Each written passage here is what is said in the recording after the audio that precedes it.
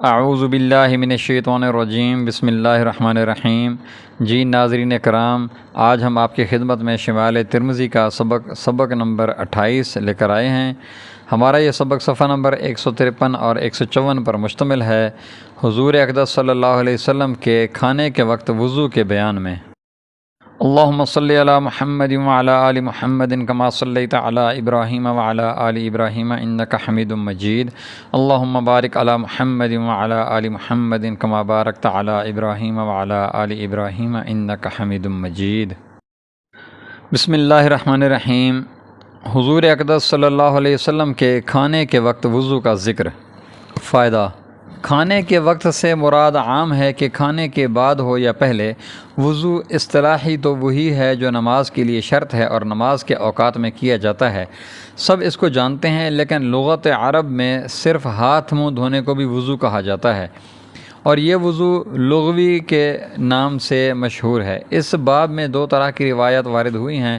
بعض روایات سے وضو کرنا معلوم ہوتا ہے، یہ دوسرا وضو ہے جو وضو لغوی کہلاتا ہے، اور بعض روایات سے وضو نہ کرنا معلوم ہوتا ہے، یہ پہلا وضو ہے جو وضو اصطلاحی کہلاتا ہے۔ حدیث نمبر 1۔ حدیث نمبر 1 کے ترجمہ کا مفہوم ہے، حضرت ابن عباس رضی اللہ تعالیٰ عنہ فرماتے ہیں کہ ایک مرتبہ حضور اقدس صلی اللہ علیہ وسلم جب کہ بیت الخلاء سے فراغت پر باہر تشریف لائے تو آپ صلی اللہ علیہ وسلم کی خدمت میں کھانا حاضر کیا گیا اور وضو کا پانی لانے کے لیے پوچھا گیا۔ آپ صلی اللہ علیہ وسلم نے فرمایا کہ مجھے وضو کا اسی وقت حکم ہے جب نماز کا ارادہ کروں۔ فائدہ: یعنی وضو اصطلاحی کا وجوب نماز ہی کے لیے ہے، کھانے کے لیے یا جب استنجے وغیرہ سے فراغت ہو فوراً وضو کرنا ضروری نہیں ہے۔ حضور صلی اللہ علیہ وسلم نے اسی لیے انکار فرما دیا کہ یہ ضروری نہ سمجھ لیا جائے کہ جب استنجے سے فراغت ہو تو وضو کیا جائے۔ حدیث نمبر 2۔ حدیث نمبر 2 کے ترجمہ کا مفہوم ہے، حضرت ابن عباس رضی اللہ تعالیٰ عنہ ہی سے مروی ہے کہ حضور صلی اللہ علیہ وسلم ایک مرتبہ استنجے سے فارغ ہو کر تشریف لائے، حضور صلی اللہ علیہ وسلم کی خدمت میں کھانا پیش کیا گیا۔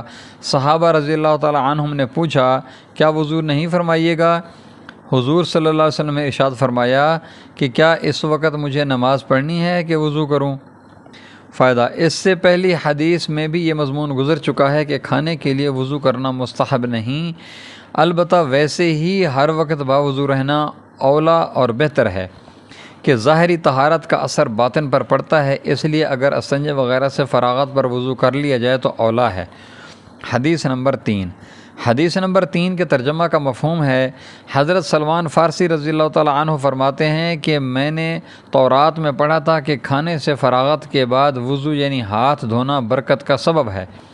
میں نے حضور اقدس صلی اللہ علیہ وآلہ وسلم سے یہ مضمون عرض کیا تو حضور صلی اللہ علیہ وسلم نے ارشاد فرمایا کہ کھانے سے قبل اور کھانے کے بعد وضو یعنی ہاتھ منہ دھونا برکت کا سبب ہے۔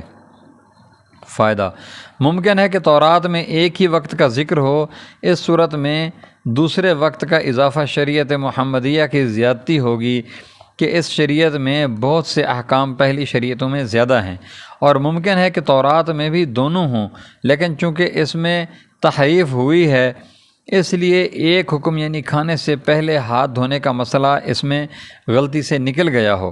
علماء نے لکھا ہے کہ کھانے سے قبل ہاتھ دھونے میں برکت کا مطلب یہ ہے کہ کھانے میں زیادتی ہوتی ہے، کھانے والوں کا شکم سیر ہو جاتا ہے، اور کھانے کے بعد ہاتھ دھونے سے برکت کا مفہوم یہ ہے کہ جن فوائد اور مقاصد کے لیے کھانا کھایا جاتا ہے وہ پورے ہوتے ہیں، بدن کا جزو بنتا ہے، نشاط پیدا کرتا ہے، عبادات اور عمدہ اخلاق پر تقویت کا سبب بنتا ہے۔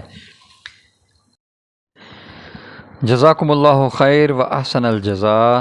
جی ناظرین کرام، آج ہمارا سبق مکمل ہوا، انشاءاللہ کل اگلے سبق کے ساتھ آپ کی خدمت میں حاضر ہوں گے۔ جی ناظرین کرام، اگر آپ نے ابھی تک ہمارے چینل کو سبسکرائب نہیں کیا تو ہمارے چینل کو سبسکرائب کریں، ہماری ویڈیوز کو لائک کریں اور اپنے دوستوں سے شیئر کریں۔ جزاکم اللہ خیر و احسن الجزاء۔